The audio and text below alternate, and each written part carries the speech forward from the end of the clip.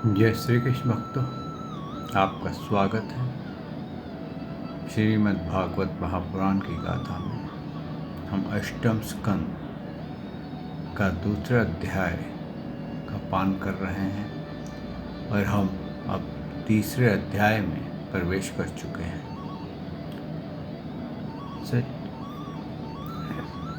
वसुदेवं सुतं देवं कंसचारूरमर्दनं देवकी परमानंदं श्रीकृष्ण वंदे जगद्गुरु। श्रीकृष्ण शरणं गोपाल शरणं श्रीकृष्ण शरणं गोपाल शरणं मेरे बांके बिहारी नंदलाल शरणम। मेरे बांके बिहारी नंदलाल शरणम श्री कृष्ण शरणम गोपाल शरणम श्री कृष्ण शरणम गोपाल शरणम मेरे बांके बिहारी नंदलाल शरणम मेरे बांके बिहारी नंदलाल शरणम श्री कृष्ण शरणम गोपाल शरणम श्री शरणम गोपाल शरणम मेरे बांके बिहारी नंदलाल शरणम मेरे बांके बिहारी नंदलाल शरणम। बोल भगवान श्री कृष्ण की जय। श्री नंद के लाला की जय। श्री देवकी नंदन श्री कृष्ण की जय। श्री द्वारकाधीश भगवान श्री कृष्ण की जय। बोल देवदेव पूर्ण ब्रह्म भगवान श्री कृष्ण की सदा ही जय। जय श्री कृष्ण भक्तों। हम श्रवण कर रहे थे गजेंद्र और ग्राहक के जो युद्ध हुआ वो 1000 वर्ष तक चलता रहा था और 1000 वर्ष में सबसे पहले गजेंद्र के साथियों ने हल्के हल्के करके उसको पहले कोशिश की थी निकालने के लिए, लेकिन वो ग्राह से छूटा नहीं था। हार करके हल्के सब हाथियों के बच्चे, हथनियाँ एक एक करके सब सरोवर छोड़ करके जंगल में चले गए थे। भक्तों, यही हकीकत इंसान के साथ भी होती है कि जब तक उसके पास वैभव रहता है, ऐश्वर्य रहता है, तो उसके सभी मित्र होते हैं, सभी रिश्तेदार होते हैं, सारा परिवार एक साथ उसके साथ लगा रहता है। लेकिन किसी कारणवश या कोई कारण से कभी विपदा आ जाए या बुरे दिन की शुरुआत हो जाए तो उसी जिसके साथ सबसे समझदार था, सबसे अक्लमंद व्यक्ति था, हल्के हल्के सब किनारा करने लग जाते हैं और वो अंत में अकेला रह जाता है और उसको ऐसे लगता है कि ये मेरे साथ क्या हो गया, कौन सा मेरे पहाड़ टूट पड़ा। उस समय उसकी जो दशा होती है बहुत ही दुखदाई होती है। कहते हैं ना, ऐसे चीज़, ऐसी दशा भगवान किसी को भी ना दुखाए।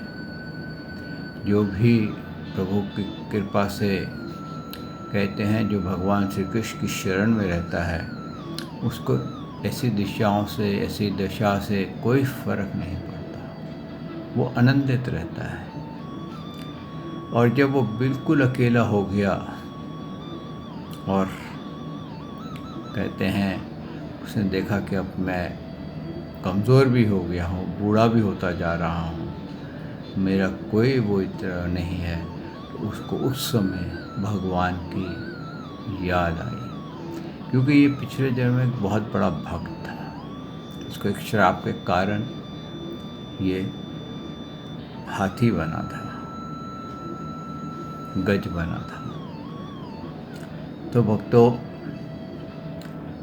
क्योंकि पिछले जन्म की इसकी भक्ति बहुत तीव्र थी, तो इसको हाथी योनि में भगवान की स्तुति करनी याद आ गई। इसने पहले ही ये कहा कि जो इस जगत के मूल कारण है, इसने किसी का नाम नहीं लिया, ना ब्रह्मा जी का, ना विष्णु जी का, ना महेश जी का, और इसने इसी से शुरू की स्तुति कहानी कि जो इस जगत के मूल कारण हैं, सबके रक्षक हैं, सबके नियंता हैं, सबके आदि कारण हैं, उस भगवान श्री कृष्ण को, श्री हरि को मैं नमस्कार करता हूँ। इस प्रकार से भक्तों, इसने करीब 27 श्लोकों में स्तुति गाई थी, और इस 27 श्लोकों में ये स्तुति गाने के बाद इसने देखा कि भगवान प्रकट हुए हैं, और वहाँ पर ब्रह्मा जी, विष्णु जी, महेश जी इस बात का इंतज़ार कर रहे थे कि अगर ये हमारा नाम ले तो हम जाकर के इसकी मदद करें, लेकिन इसने किसी का नाम नहीं लिया था। पूरी स्तुति में भी इसने किसी का नाम नहीं लिया था। इसने सब तरफ से भगवान के गुण और उनके पराक्रम को ही गाया था। यानी कि इस प्रकार से देखा जाए तो स्तुति उस परमेश्वर की थी जो इस सृष्टि से पहले थे, आज भी हैं और इसके बाद भी रहेंगे। और यहीं भक्तों, ये स्तुति गाते गाते कहते हैं जब उसकी आंख में से आंसू टपक रहे थे और अपनी मृत्यु को देख रहा था, तो उस समय भगवान जब प्रकट हुए तो उन्होंने, सुखदेव जी ने उसके आगे विवरण किया है। आइए भक्तों, इस भागवत महापुराण को आरंभ करते हैं। सच्चिदानंद रूपाय विश्वोत्पत्ते आदि हेतवे ताप्तय विनाशाय श्री कृष्णाय वयं नमो नमः। श्री कृष्णाय वयं नमो नमः। श्री कृष्णाय वयं नमो नमः। श्री कृष्णाय वयं नमो नमः। श्री कृष्णाय वयं नमो नमः। बोल भगवान श्री कृष्ण महाराज की जय। जय श्री कृष्ण भक्तों। अब जब भगवान के बारे में जब इन्होंने स्तुति गाई तो इन्होंने, सुखदेव जी कहते हैं, परीक्षित, गजेंद्र ने बिना किसी भेदभाव के निर्विशेष भगवान की स्तुति की। इसीलिए भिन्न भिन्न नाम और रूपों का अपने स्वरूप मानने वाले ब्रह्मा आदि देवता उसकी रक्षा करने के लिए नहीं आए, क्योंकि वो क्या देख रहे थे कि वो अपना अपना स्वरूप में थे। जैसे मैं ब्रह्मा हूँ, वो सोचते थे ब्रह्मा जी की स्तुति गाए तो मैं जाऊँ, विष्णु सोचते थे मेरा नाम ले तो मैं जाऊँ, शिव जी सोच रहे थे मेरा नाम ले तो मैं जाऊँ, लेकिन उसने किसी का नाम नहीं लिया। और क्योंकि उनको अपने आइडेंटिटी का अहंकार था, ख्याल था कि हमारी आइडेंटिटी क्या है, मेरी आइडेंटिटी क्या है, मैं ब्रह्मा हूँ, मेरी आइडेंटिटी क्या है, मैं विष्णु हूँ, मेरी आइडेंटिटी क्या है, मैं शिव हूँ। तो जब तक मेरे कोई आइडेंटिटी के साथ नहीं बुलाएगा, मेरी तरफ इशारा करके या मेरे को पर्टिकुलर नेम लेकर के नहीं बुलाएगा, तब तक वो नहीं गए थे। तो इसीलिए उन्होंने कहा है, लेकिन उस समय सर्वात्मा होने के कारण सर्वदेव स्वरूप स्वयं भगवान श्री हरि श्री कृष्ण प्रकट हो गए।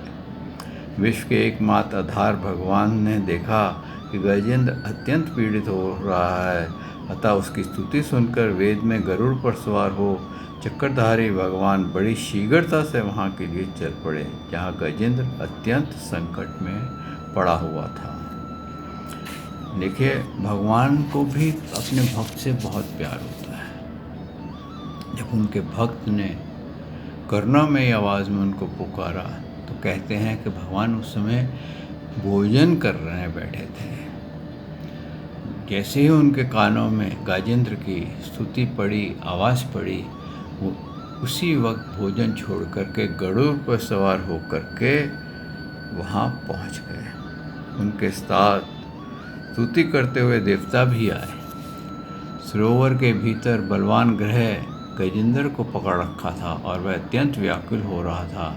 जब उसने देखा कि आकाश में गरुड़ पर सवार होकर के हाथ में चक्र लिए हुए भगवान श्री हरि आ रहे हैं, तो अपने सूंड में कमल का एक सुंदर पुष्प लेकर उसने ऊपर उठाया और बड़े कष्ट से बोला, नारायण श्री कृष्ण जगत गुरु भगवान, आपका नमस्कार है। जब भगवान ने देखा कि गजेंद्र अत्यंत पीड़ित हो रहा है, तब वह एक बारीगी गरुड़ को छोड़कर कूद पड़े और कृपा करके गजेंद्र के साथ ही ग्राह को भी बड़ी शीघ्रता से सरोवर से बाहर निकाल लाए। फिर सब देवताओं के सामने ही भगवान ने श्री हरि ने चक्र से ग्रह का मुंह फाड़ डाला और गजेंद्र को छुड़ा लिया। देखिए, जो ही हाथी कितनी कोशिश कर रहा था। सब हाथियों ने मिलकर के बहुत कोशिश की कि किसी तरीके से ग्रह को कुचल दे या बाहर निकले, लेकिन वो छूटा नहीं। और यहाँ पर प्रभु का हाथ लगते ही वो बाहर आ गया और बाहर आते ही भगवान ने उसका नमो नमाया कर दिया। यहाँ पर चतुर्थ अध्याय आरंभ होता है। गज और ग्रह के पूर्व चरित्र तथा उनका उद्धार। श्री सुखदेव जी कहते हैं, परीक्षित, उस समय ब्रह्मा, शंकर, विष्णु आदि देवता, ऋषि और गंधर्व श्री हरि भगवान के इस कर्म की प्रशंसा करने लगे तथा उनके ऊपर फूलों की वर्षा करने लगे। स्वर्ग में दुमदुबियाँ बजने लगी, गंधर्व नाचने लगे और ऋषि चरण और सिद्धगण भगवान पुरुषोत्तम की स्तुति करने लगे। इधर वह ग्रह तुरंत ही परम आश्चर्य में दिव्य शरीर से संपन्न हो गया। यह ग्रह इसके पहले वो नाम का एक श्रेष्ठ गंधर्व था। देवल के शाप से यह गति प्राप्त हुई थी। जब भगवान की कृपा से वह मुक्त हो गया, उसके सर्वेश्वर भगवान के चरणों पर सिर रखकर प्रणाम किया। इसके बाद वह भगवान सुयक्ष का गान करने लगा। वास्तव में अविनाशी भगवान ही सर्वश्रेष्ठ कीर्ति से संपन्न हैं। उनके गुण और मनोहर लीलाएं गान करने योग्य हैं। भगवान के कृपापूर्ण स्पर्श से उसके सारे पाप ताप नष्ट हो गए थे। उसने भगवान की परिक्रमा की और उनके चरणों में प्रणाम किया और सबके देखते देखते अपने लोक की यात्रा की। ये था ग्रह का चरित्र। वो एक गंधर्व था, गलती कर चुका था और उसका श्राप मिला था और वो ग्रह बना हुआ था। ऐसे ही भक्तों, जीवन में हम बहुत सारे गलतियां कर देते हैं। हमारे पाप कर्मों के कारण ना जाने कौन सी योनि हमें मिलेगी, और उसका अगर प्रायश्चित कर लिया जाए तो बहुत अच्छा है, नहीं किया जाए तो हम अनेकों योनियाँ भोग सकते हैं। हो सकता है हम इतने भाग्यशाली हों कि भगवान का कभी स्पर्श मिल जाए और हम सब पापों से मुक्त हो जाएं, भगवान का साक्षात्कार कर लें। ऐसा भी हो सकता है कि भगवान के नाम से बहुत दूर चले जाएं और घोर नरकों में ही नरक भोगने में लगे रहें, या मृत्यु लोक में ही 84 लाख योनियाँ भोगने लग जाएं।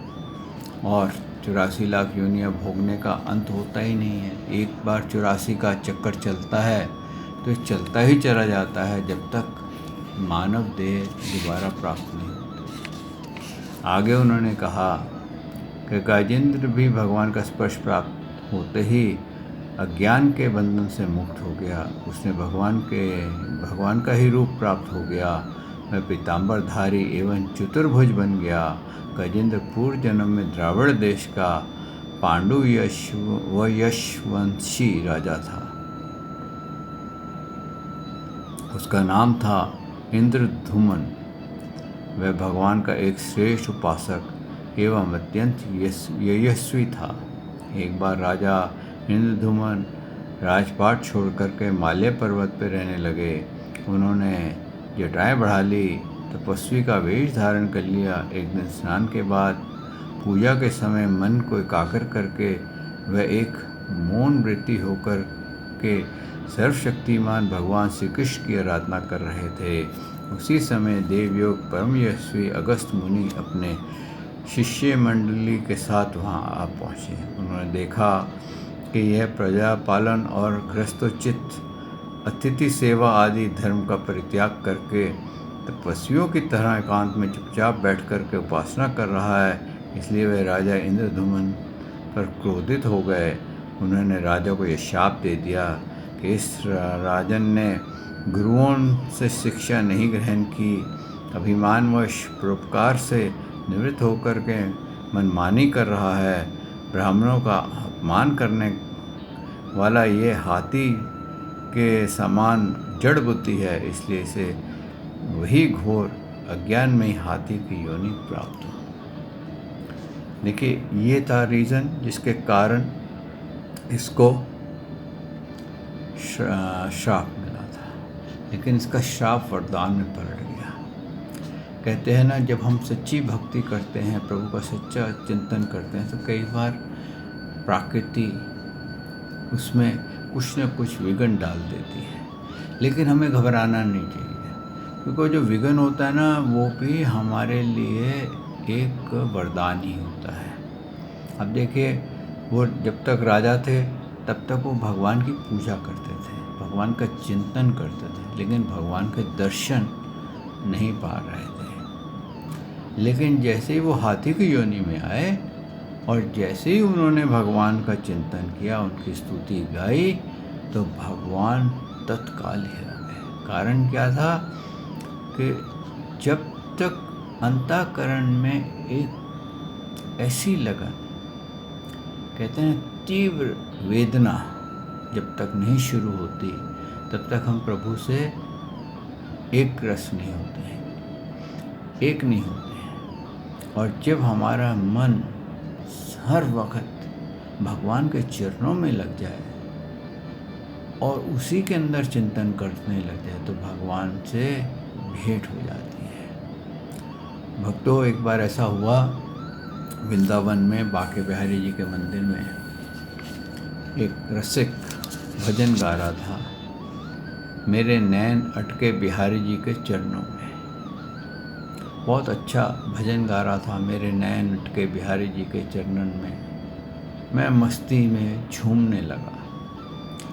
अब क्या हुआ, एक वहाँ सुन रहा था, एक भक्त था, भगवान बिहारी जी का दर्शन करने जा रहा था, वो सुन रहा था।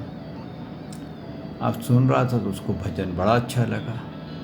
अब वो उस भजन को गुनगुनाने लगा, मेरे नैन अटके बिहारी जी के चरणन में, मेरे नैन अटके बिहारी जी के चरणन में। अब ऐसा वो गाते गाते गाते इतनी मस्ती में खो गया कि वो शब्द उलट पुलट हो गए और उसने ये गाना शुरू कर दिया, बिहारी जी के नैन अटके मेरे चरणन में, बिहारी जी के नैन अटके मेरे चरणन में। अब रात को जब शयन आरती हुई तो बिहारी जी कहें, भाई ये कैसी, कौन गा रहा है कि मेरे नैन किसी के चरणों में अटक हैं, अब तो इसको मिलना ही पड़ेगा। और वो इतना तन्मलीन हो गया था, इतना भगवान में खो गया था कि उसको शुद्ध बुद्धि नहीं थी। तो बिहारी जी उसके सामने आए, उसको बोला, भाई तू क्या गा रहा है? बोला, बस बिहारी जी के नैन अटके मेरे चरणों में, बिहारी जी के नैन अटके मेरे चरणों में। बिहारी जी बोले, मैं तो बिहारी हूँ, पर मेरे नैन तेरे चरणों में अटके, अब तो इससे मिलने के लिए मुझे आना पड़ा। और उसको बिहारी जी ने दर्शन दिए और उसका उद्धार किया। ये है भगवान जो कहते हैं ना, भक्त वत्सल है।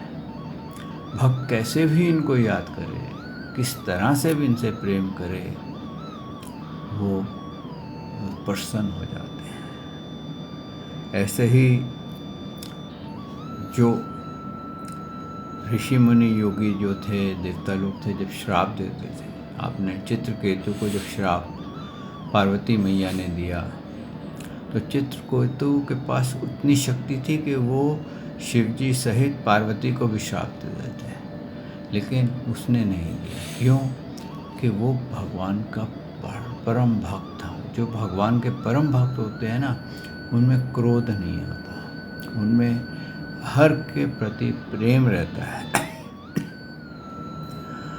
और इसी प्रकार से जब इंसान में क्रोध रहता है ना, तो इसका मतलब ये है कि अभी इसकी भक्ति पूर्ण नहीं हुई, अभी ये किसी खोज में चल रहा है, अभी ये पूर्ण ब्रह्म परमात्मा की शरण में नहीं है। और जो भी भगवान पूर्ण ब्रह्म परमात्मा की शरण में आ जाता है, उसको कभी श्राप उसके मुख से नहीं निकलता। अगर उसका अहित भी हो जाए तो भी वो कहता है प्रभु धन्यवाद, शायद इसी में ही भलाई हो गई हो। लेकिन जब उसके अंदर अहंकार रहता है तो वो दिखाना चाहता है कि मैं इतना बड़ा हूँ, इतनी बड़ी गद्दी पे बैठता हूँ, इतने मेरे शिष्य हैं, इतना ये है, इतना वो है।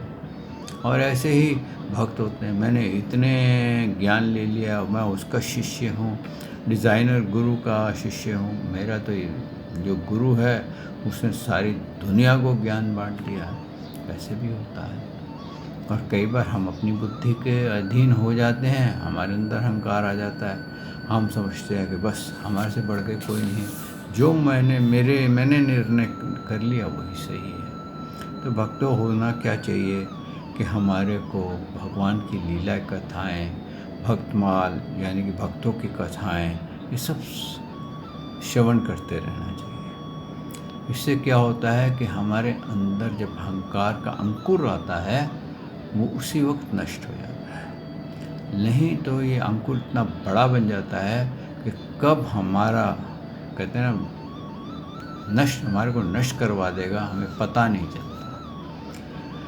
तो भक्तों, सबसे पहले भगवान श्री हरि श्री कृष्ण के शरण में आना ही बहुत बड़ी बात है। कहते हैं जिस व्यक्ति के मुख से श्री कृष्ण निकल गया वो भगवान उसकी रक्षा स्वयं करने लग जाते हैं। फिर आगे की भक्ति भगवान स्वयं बताते हैं, स्वयं ही खींच के ले जाते हैं। कहते हैं ना 10वें अध्याय में गीता में बोला ना, मैं जो मेरी भक्ति करता है मैं उसको बुद्धि योग देता हूँ। तो उसको भगवान कहते हैं, और भगवान कहते हैं मैं एक बार पकड़ लेता हूँ तो छोड़ता नहीं। जैसे पूतना थी, पूतना को उन्होंने पकड़ लिया और पूतना कह रहे छोड़ छोड़ छोड़, भगवान कहें पर मैं एक बार पकड़ता हूँ ना तो छोड़ता नहीं, फिर मैं उसका कल्याण ही कर देता हूँ। अगर भगवान ने आपका हाथ थाम लिया तो यकीन मानिए आपको भगवान पार करा देंगे। ये भगवान की कृपा पात्र है।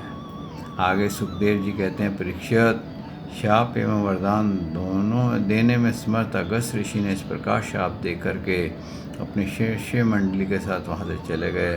राज ऋषि इंद्रदुमन ने यह समझकर संतोष किया कि यह मेरे प्रारब्ध ही है।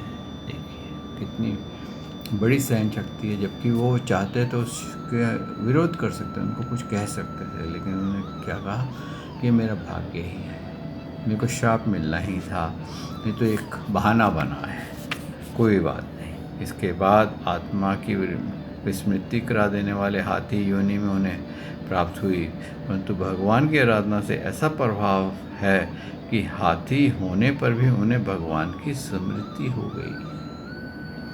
देखिए ये भगवान की सच्ची भक्ति का प्रभाव है। हाथी की योनि भी प्राप्त हो गई लेकिन भगवान की तरफ प्रेम बना रहा। ये प्रभु का आशीर्वाद है।